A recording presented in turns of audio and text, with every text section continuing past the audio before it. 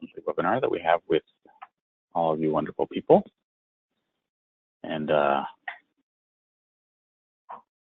glad to see people coming in. There was a moment there where we had nobody on, and Teresa and I were wondering, did we do something wrong? But nope, it looks like here, Sean's here from beautiful Roseburg. Is it smoky down there, I wonder, Sean? I don't know how far the smoke comes up, where it is exactly. Joyce is here from beautiful northwest corner of the state. Pam's joining us, wonderful. All right, well, let's go ahead and get going. We have a, that's not the right one, but we'll get going on screen to share here and get it started, as the kids say. Oh, good, and Maureen's here too, wonderful. All right, that's Sean. All right, well, let's get started. We've got a fair amount of updates and information for you, some resources. As you can see from the title slide here, we've got some folks who are not participating. Donna Schnitker is not available today, neither is Collaboration Director Shauna. So we'll proceed directly to Teresa, who has important updates, starting, of course, with standings of the National League and the Cubs. Yes, the Cubs are #1 in Central, NL Central. So I know you all have been waiting to hear about that. And I'll just leave it right there for you all to bask in. Let me start with, we've just finished the end of fiscal 2017-2018. And that means that EGMS is currently temporarily shut down. It does not mean that you won't be able to still claim for 17-18 if you have not already, although I believe almost all the programs have completely claimed out 17-18. It does mean that you everything that was claimed, we've run through its process. So if you haven't received funds, you should be within the next couple of days. And then once it's back up, we can proceed with claiming. If we have your signed grant, your money for 18-19 is in EGMS, waiting for the system to go back up. So when I go to little star number 2, EGMS and SAND reports, if you recall last year, there was a scenario where you have to click on a button at the bottom of your EGMS page, and for many of you, your fiscal people know this better than you, but if you have to click whenever more money is added in order to make that money available. Basically, it's a way for the system to at least trigger you to read the report that they've put in there. If you have questions about that, I will go ahead and try to post the email in the portal in the Dropbox so that the instructions from last year are still sitting there for everyone to read. I've updated some things in the portal, including the due dates sheet that is one of the exhibits in your grant. The exhibit in your grant supersedes the one that was in your slot request, which the one in the slot request included, I'm going to skip around a little here, included a due date for equity training, and in 18-19, there is not a required equity training. So make note of that. I've had a few questions on it, and I wanted to make sure everyone knew that for 18-19, we're going to be working with the work plans, the demographics, and that instead of training. Training will most likely come up again in the next biennium.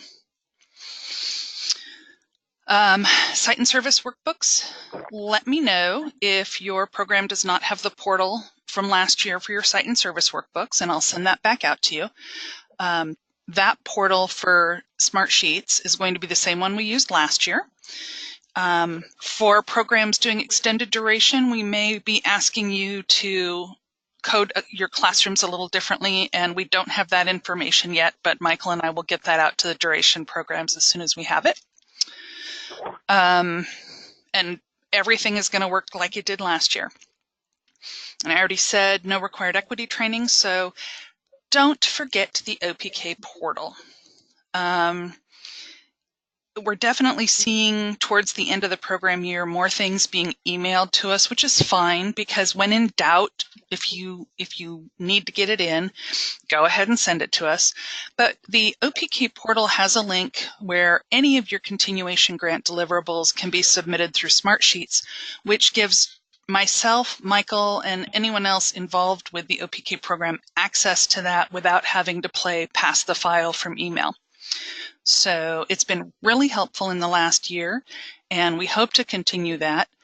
And as always, especially with some of these new things we've implemented in the last year, please don't hesitate to shoot me an email if you want that just lets me know what's working, what's not, what makes it harder, what makes it easier. And I really do like to take that information and use it when we're trying to get processes moved forward. I think that's everything I have. I hope I didn't talk too fast. And I'm going on vacation starting this afternoon. I will not be back until August 6th. And I have an away email message so that you know who to contact for EGIMS issues, and otherwise you just talk to Michael. And other than that, I will see you guys on the 6th of August virtually. That's it, Michael. What will you be doing on vacation, Teresa? I will be picking up 2 new puppies, Michael, and I would love to share pictures, but I don't have. Anyway, 2 new mini Schnauzer puppies to join our existing mini Schnauzer puppy, and we'll be getting them acclimated to their new world. So we're pretty excited. It's the only children my husband and I have together, so we really like expanding our family. That's great. Thank you, Teresa. As usual, you can add. Can you bring Patty Wilson from, or maybe it's Kim, because she likes to log in as Patty. Anyway, she wants a puppy too, so we'll keep that in mind. There's a form for that. Put it in the portal. All right, so I've got some updates to share with you based on some of your questions and some of the work we're doing. As Teresa mentioned, we're working hard on getting out for the extended duration services pilot.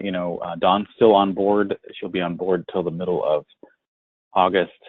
As you know, most spots are permanent in this project, although we have some provisional slots, and just need to re-emphasize that the approval of the shorter hours for some of our participants is provisional. We're working on some criteria. We're going to develop some criteria with you all about, how do we really know when together, how do we know together when shorter hours are really required for services delivery. I think that's the phrase or something like it in the standards, and it's unclear to us, and so we wanted to go forward and support programs who had made that decision, but we also want to be clear about what our criteria would be. So that's on our list for this year, along with some other items. We know that we haven't yet been able to tell you how to get funds for that. That is still, Teresa can speak to that a little bit. I need to unmute. Every piece of information is with procurement right now. As soon as you see the duration grant come and we get it back signed, those funds will go into EGIMS. I am working with procurement to make sure that everything is set up before I go, so that my only expectation is procurement will give those grants to you. And I have someone here who, once we receive a fully executed grant, they will go ahead and load the funds in EGIMS. So we're trying to turn this around within the next few days. And that's my update on the funding.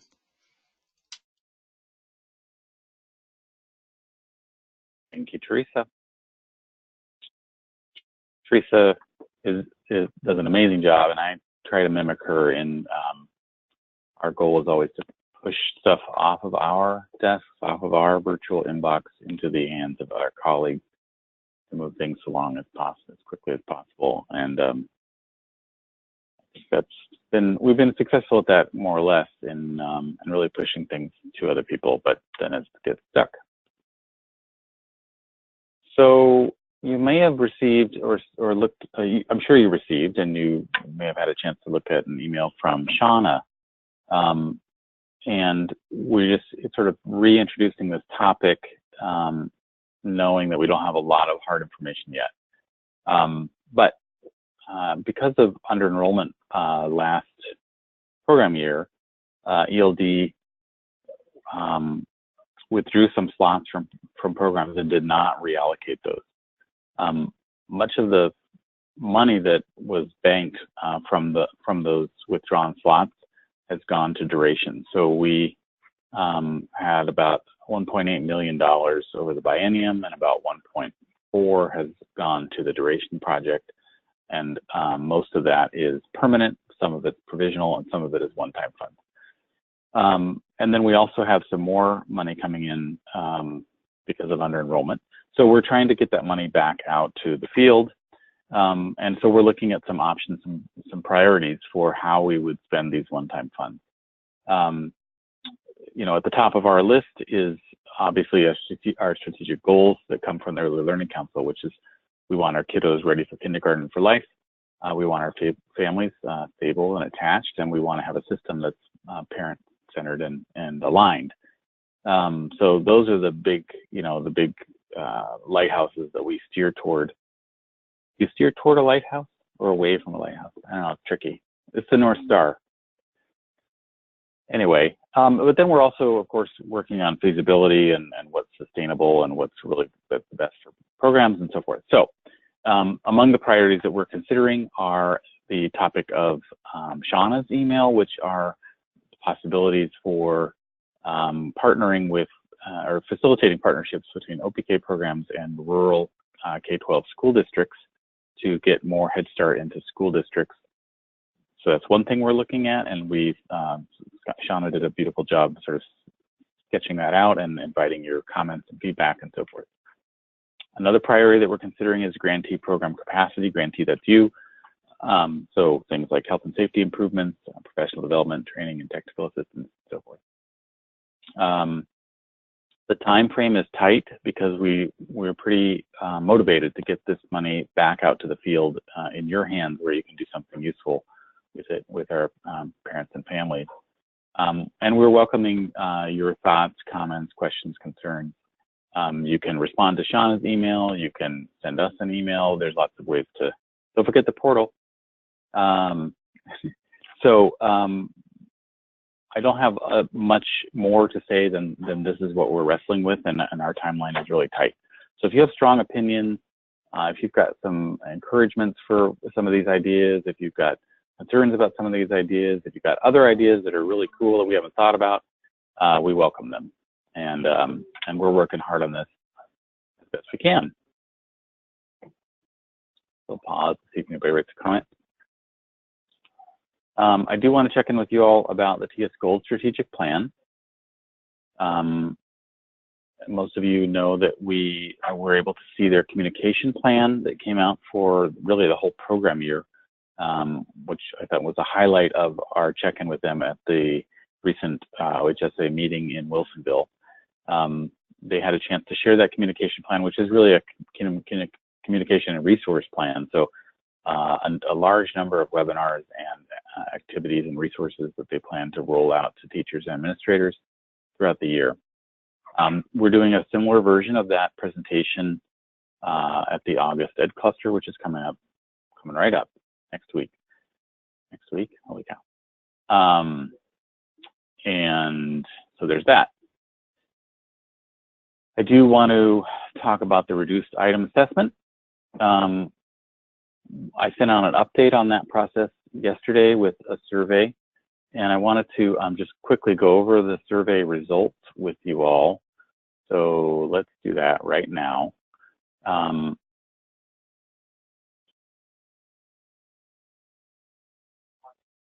So I'll just tell you a quick little backstory is that my 3-year reliability test came up, right? So I had to do that, which I passed.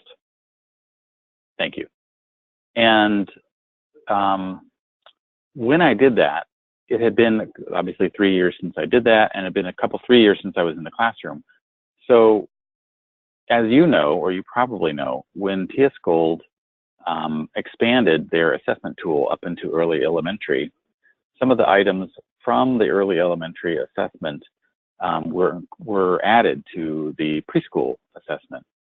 Because sometimes our kiddos are particularly precocious, or they rethought some of their objectives to add sort of nuances that included both preschool and early elementary folks and so forth. So when I did the reliability test, I realized, I finally understood what some of you had been telling me, which was that there are a number of items that all of the color bands for preschoolers start and stop on the not yet column for the item. Some of them start at not yet and go up, so that we can expect that some preschoolers will be on that continuum. But there were a number of items, 5 in fact, where it's not typical for preschoolers to register on that. And many of you had said the teachers really don't like those items, because the vast majority of the time it's just saying not yet, not yet, not yet. So in the spirit of the mandate from you all to try to think about ways to reduce the TS Gold assessment, that seemed to me that those 5 items were good candidates for exclusion. So we had a meeting, and TS Gold said, they said actually this one we should keep, but this group here is a good candidate. So that's when we set out the survey. And I'm showing you the survey, which you should have received, and I would really welcome more contributions. We've had 8 responses, which is great. We're on the board. So the first question then is, how much do you agree with our choices? And we had, this is in the middle, neither agree nor disagree. This is slightly, disagree, and this is agree. So sort of mixed results on that. Maybe that's because people who didn't like it or are concerned about it are motivated to respond. That happens sometimes, and I respect those opinions, and so forth. So here's some of the comments, and when you participate in the survey, these are available to you. So you can just see what people say, and I can make it a little bit bigger, maybe. I'm really smart, and like that. Yeah. So this first comment, were optional anyways. There's really only decreased by 3 objectives. So before I took out these recent group, that was sort of true, but I think the person who made this comment missed that we're actually removing a few more. So that's that comment. Now this is somebody saying we really do want these items that typically preschools don't register on. They're saying we really do want them. So this is the challenge of reducing, is that there's sort of general agreement that we want to reduce, but as soon as you say I want to reduce this item or that item, then you're bound to annoy people, and that's not our intention. But I'm just trying to recognize that it's true that some of our children, like 1% of the teachers, would score kids on 18E. So there's that. Then some other people said good work or something like that. So we ended up withdrawing 19 items and keeping 44. And so this question is around how satisfied you are. Over here on 5 would be the thing is still too long, and a 1 would be the thing is too short. And so this is a kind of Goldilocks-y, that is, people are saying it's neither too short nor too long now. It's kind of in the middle with like that. So that's good. And here's some comments.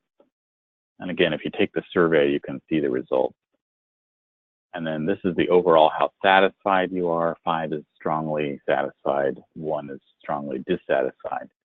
And then here's a couple of comments. So we're going to continue to explore this, most significantly coming up at the ED cluster. If you've got comments, you can, the way I sent out the email, you can see the list of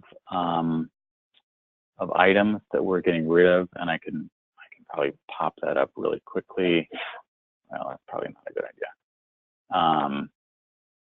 In a second, I'll pop that up.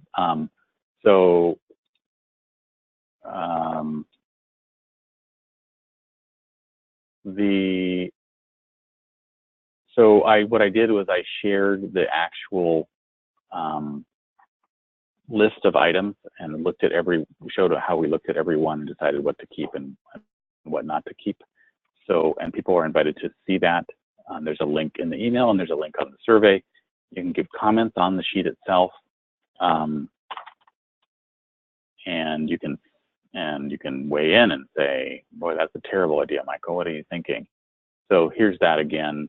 And you can see here's in the middle here, this column is the items that we got rid of. I can make it bigger. We got rid of is the technical term for we withdrew them from the assessment. And why. So every time we talk about why we took stuff out and why we kept it in.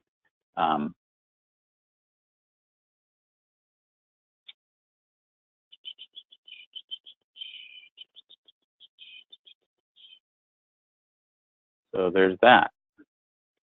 So these items here are the ones that people were talking about, are they really appropriate? So are kids really worried about place value in base 10 as a 4-year-old? And the answer is almost never, but there are times when kids are, precocious or particularly focused on that. And so the teacher might want to have a way to record that, which kind of brings us to the second part, which is a little bit more of a bummer, which is you might recall that on July 11th, the day that I was scheduled to present with my teaching strategies at the OHSA meeting, teaching strategies told us that they were recommending that we change the presentation of the reduced item assessment.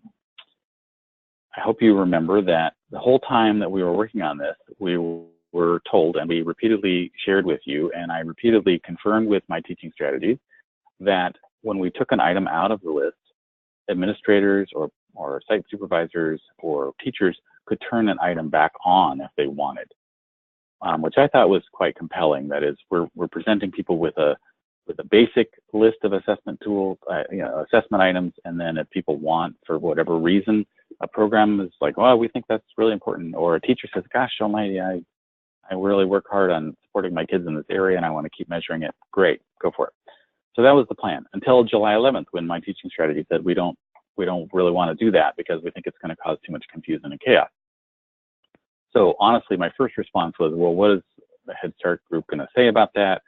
Which I asked you about, and you were like, it's okay. I understand why they're doing it. But the more I have thought about it, the more it's a problem. And here's the problem. We have lots of non-Head Start users of my teaching strategies assessment tool under the ODE, under our license. And those folks were not involved in the decision to withdraw items. They were not involved in selecting which items to withdraw. They don't know anything about it. And I felt comfortable saying to the whole field, hey, we've reduced the items, but you can turn them back on if you want them as a program. I felt pretty comfortable with that. I don't feel comfortable saying, here's the list for this year, take it or leave it, and mostly take it without any kind of process. So what I've done is I've gone back to my teaching strategies and said, we really need to be able to turn items back on. Or you all on your end really need to offer this reduced item just to the Head Start. So that's where we are right now. I've asked them to develop either of those two options, either roll this out with the ability to turn things on, and here's the directions on how to turn things on, and we're going to have to support people who get confused, and it's going to be more chaotic, but at least if you're a generic, preschool promise program or the Bouncing Butterflies preschool childcare center, and you get my teaching strategies through the ODE contract, and you don't want to have reduced items, then that should be an option for you. So I hope you're following this, that July 11th was kind of a late in the game card to play. So I've gone back to them and just said, help us figure out how to do this, because I'm very committed to getting a reduced item assessment out to the field for this program year, full stop. So that's my little spiel about that. I'm conferring with my teaching strategies. Stay tuned.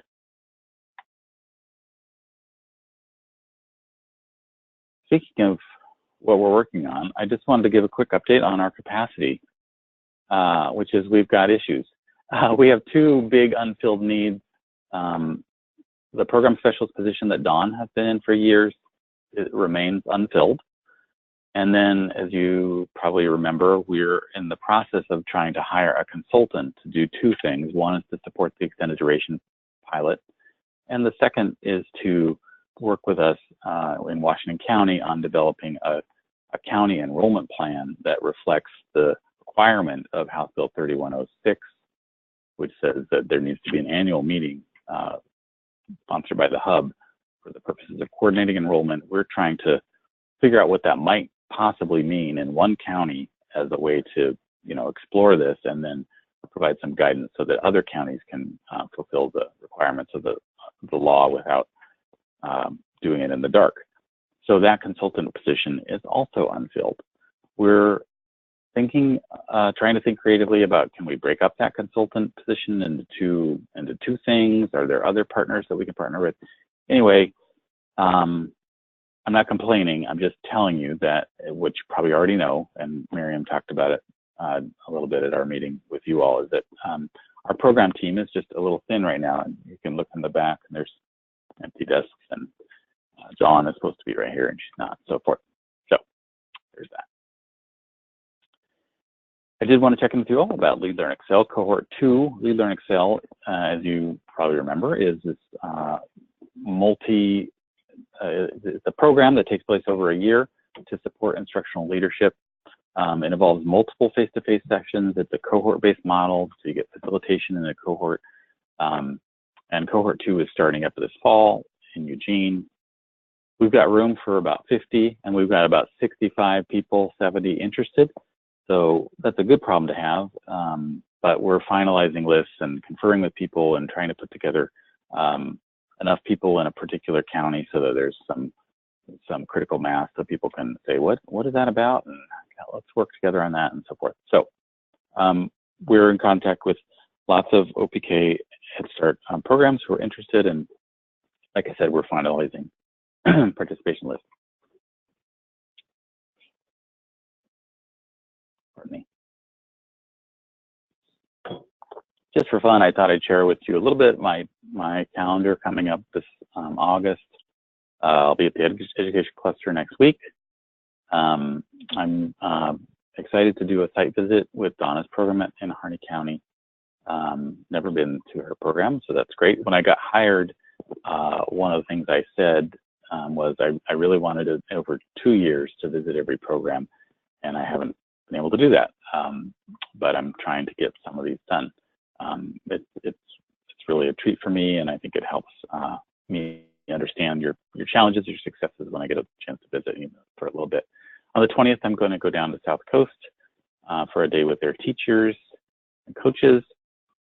And then on the 27th, I think those dates are right, I'm going to go visit with Neighbor Impact and their kind of all-staff kickoff day. And then sliding into September, we're going up to Region 10 for meetings. So just a little bit about my calendar. Did I mention we have capacity challenges? Here we go.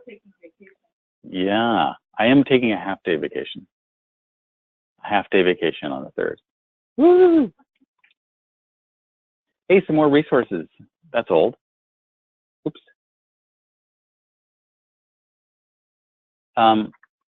Last time we had a hard time exploring the visual side of this webinar.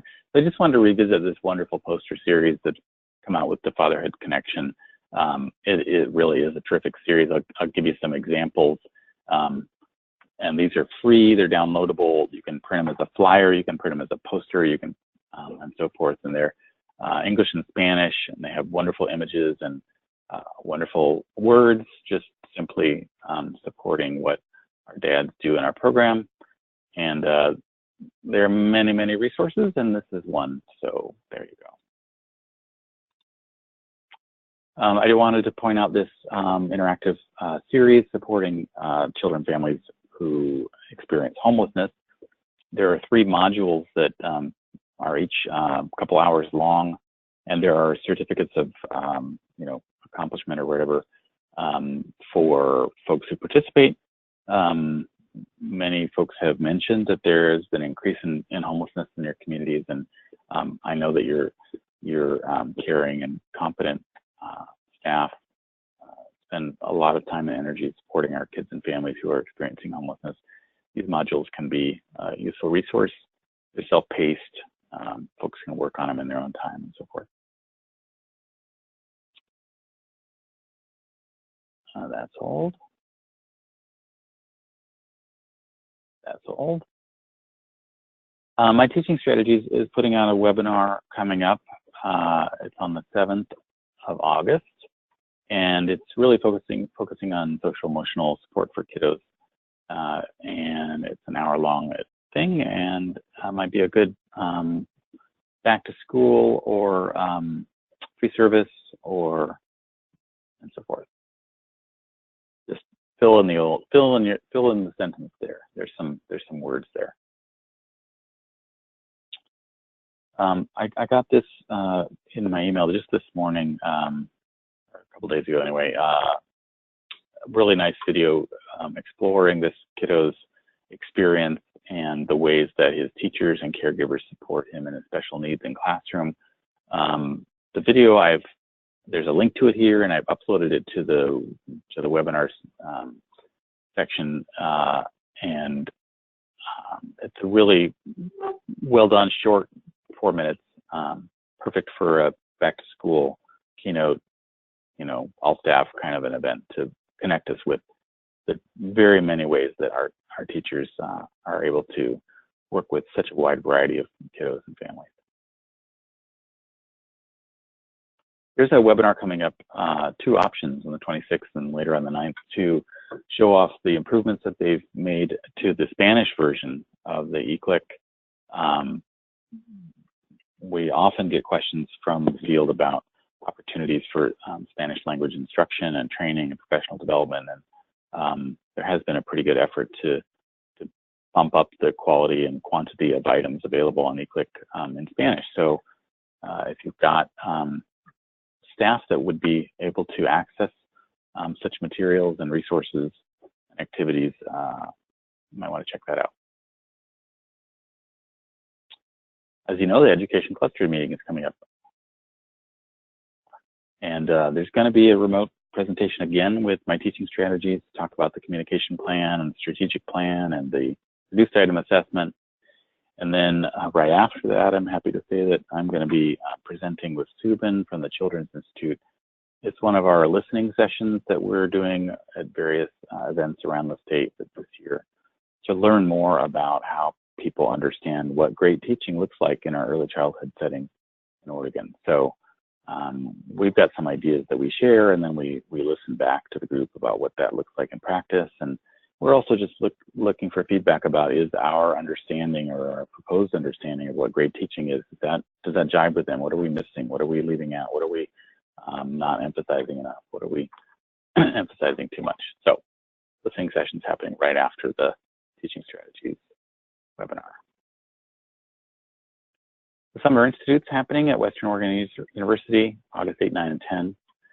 And I'm also doing the listening session around ambitious instruction with that group. We've got one more after that at the fall OAYC conference. So we've tried to, in a variety of settings and times, to sort of say, here's our thoughts. What do you think? Give us some feedback. Help us flesh this out. Help us illustrate this, and so forth.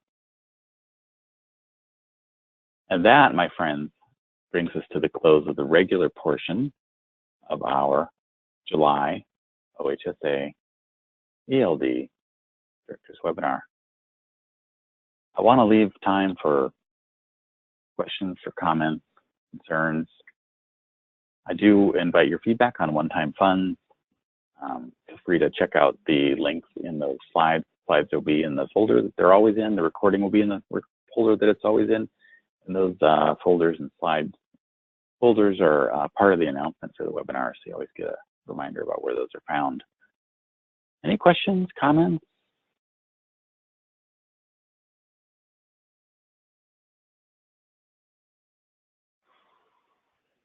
Hearing none, if you're not a state-only funded program, I invite you to remain if you'd like to remain, but if you do not wish to remain, Patty wants to know if I'm doing anything fun on my half-day vacation. I sure am.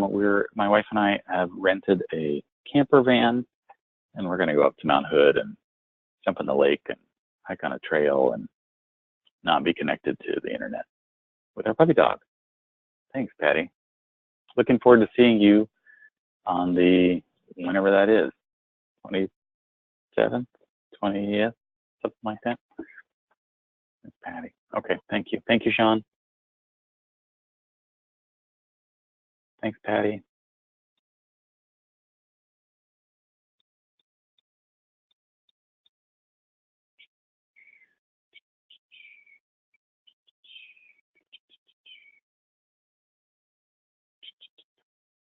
Just giving a chance for anybody who's not a state only to drop off. If you want, we've got Anadelia, Stephanie, and Catherine on the line. I don't have the agenda here. I just like a little bit of time to check in and see how we're doing. As Teresa said, really appreciate your use of the portal for submitting things, and it's really helped our workload. You know, so many of the things that you submit are shared who looks at them and who accesses them, and so we've been able to use that portal as a way to share the love. Teresa's going on vacation for a week, so we can get access to stuff that you turn in and so forth. So Stephanie, I know you've got some leadership changes. That's exciting. And Adelia's got some career changes. That's exciting. Anything else for this wonderful group here, Teresa?